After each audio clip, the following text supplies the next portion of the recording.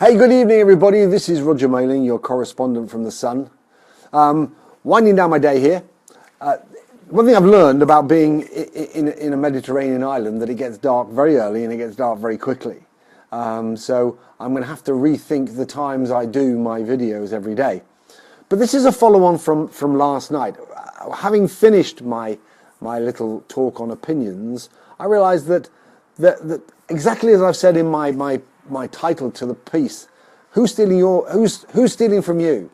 Because not only are people out there that have opinions, and as I've said, we've all got one, we've all got noses, and they're all different shapes, sizes. Some are pretty, some are not. But basically, there's another class of people out there, and they're called the dream stealers. Now, a lot of people do this subconsciously. They don't actually know they're stealing your dream. You see, from the earliest age, if you've got children, you understand this. Children dream, they have daydreams, they have dreams they live in a different world. You can watch a child play with a toy and you can go in wonderment at the imagination that they have in their involvement with that toy. Well, that's exactly the same with their life. They're looking at life as a blank page. They're looking at life as opportunity. And, the problem is that they verbalize it, and we don't realize we're doing it, but we basically put roadblocks in their way and say, things that you can't do that. It's not expected.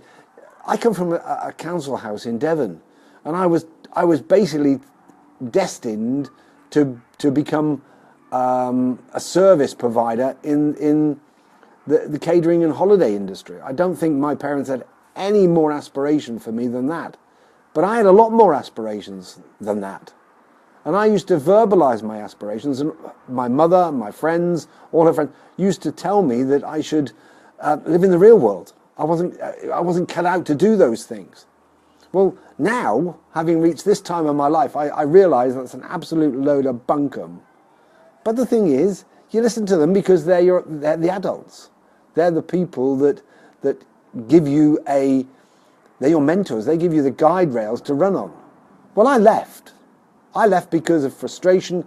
I left for many various reasons, but at the age of 19, I quit my Devon village and I headed out into the real world. And I've done, for me, wonderful things. Some have been successful, some haven't.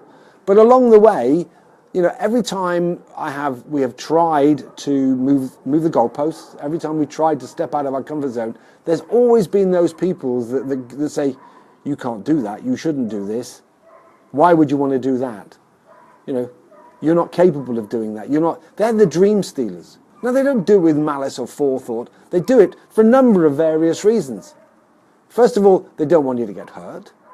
They don't want you to suffer loss. They don't want you to feel disappointment. They don't want you to change in a lot of cases because they like you as you are. And when you go through this metamorphosis of achieving your dreams, you do change.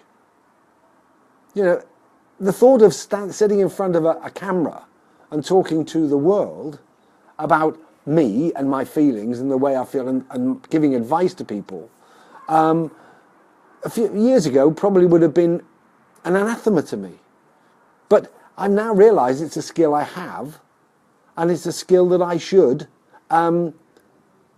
improve, and it's a skill I should use. Hence, I'm doing my Facebook videos on an ongoing basis. Why? Because I learn from it. Because every night I gain some other insight into me, my personality, into my journey, into my goals. But also along the way, I hope I help other people, because that is the purpose of this. It's not, although it's partly for me, it's mainly to show to people that the way they feel, the things that are happening in their lives aren't unique. None of us have unique experiences. Someone somewhere around the world has felt the way you feel, or I feel, at some time in the last 10 minutes probably, because the world is a very big place. Now, all I'm saying to you is you have potential. Everyone has potential. But it's what you feed yourselves every day in terms of, you see, what I'm doing talking to you now is done with about one tenth of my brain's ability. The rest of it, the other 9/10, is my subconscious, which determines who I am, the way I treat things, the way I do things, and it gives me back what I give it. Now, if I give it a lot of doubt, if I give it a lot of negativity, if I give a lot of I can't, guess what it does? It proves that to be correct. And I don't. Because I've told my subconscious, really, that is what I don't want to do. But I really do want to do it. It's the way you talk as much as the way you act. And this is something I'm going to cover in another video because I think so much about it. But you mustn't let those people out there, and I'm sorry to tell you, a lot of these people are people you may live with. They may be people that are family, friends, people you really care about, who steal your dreams. Their meanings are honourable, but the outcome is dishonourable because they're taking you away from what you possibly could become. You know, basically, we have a blank, even now, even in my time, I have a blank piece of paper every day. I can make and draw on that piece of paper whatever I want for that day, whatever I want for that week, whatever I want for that month, and whatever I want for that year, and whatever I want for that decade, because I have that blank piece of paper. Now look, I hope that's been of use to you. You know, don't let people steal your dreams.